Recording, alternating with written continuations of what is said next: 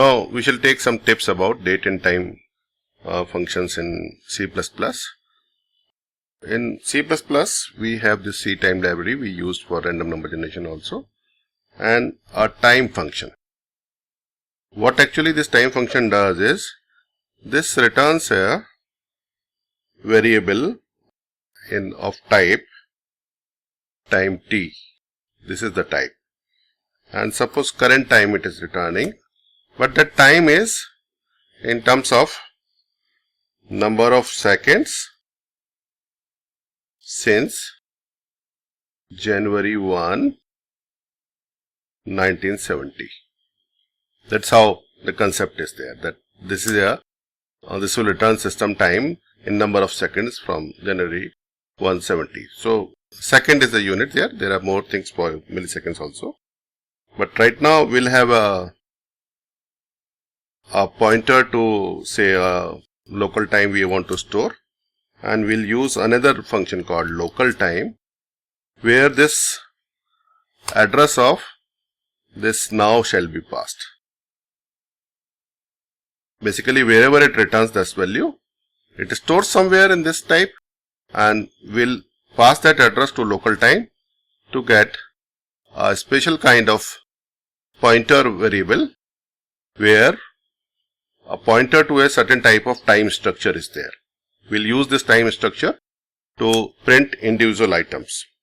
Now let us start printing those individual items. Actually, time means date and time both, right? So we'll draw date, and we'll try to draw date in, say, a format, a very popular format, YYYY, MM. You can actually draw in any format, whatever you like. Okay. So for clarity's sake, I am writing in different lines. For this we have to add 1900, and this local we can draw from structure like using this operator, this kind of dash and greater operator, and tm underscore year. Tm is that structure where this tm underscore year gives me time, and after this usually after date I print within the date I print a dash. And for year month, for month I will have to add 1. Just remember this for now, and this will be tm underscore month, just mon, and then again dash is there, right? And now for day we don't have to add anything, we have to draw it like this, and then tm m day means day of the month, right? And this will print in one line. Let us see what is the result. We'll save this and run this. We should get tm year, tm month, and tm day. So it is giving me the current date. I have not given this here, so I'll give it this here. And now I'll also draw the current time. Let us draw the current time. Time in mm second, and this way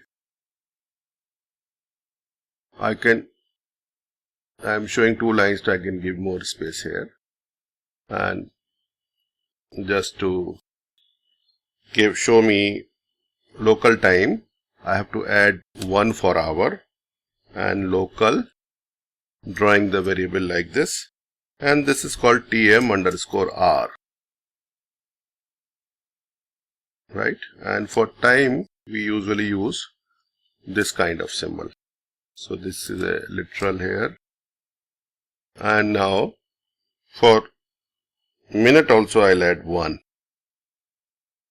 local dash this, and this should be tm underscore minute.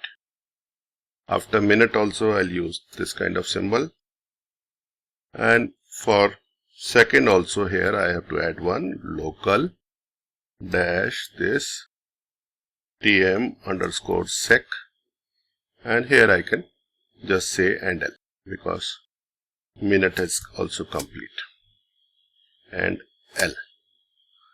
Right? Let us now print both the things. So this will give you a fair idea about how time, year, date, month, year, and hour, minute, second can be returned. Right? So these are good techniques to use time functions, and you will be able to do it in your own projects. Just remember to give this ctime library and use this time t and this tm structure. Okay. Please like, share and subscribe.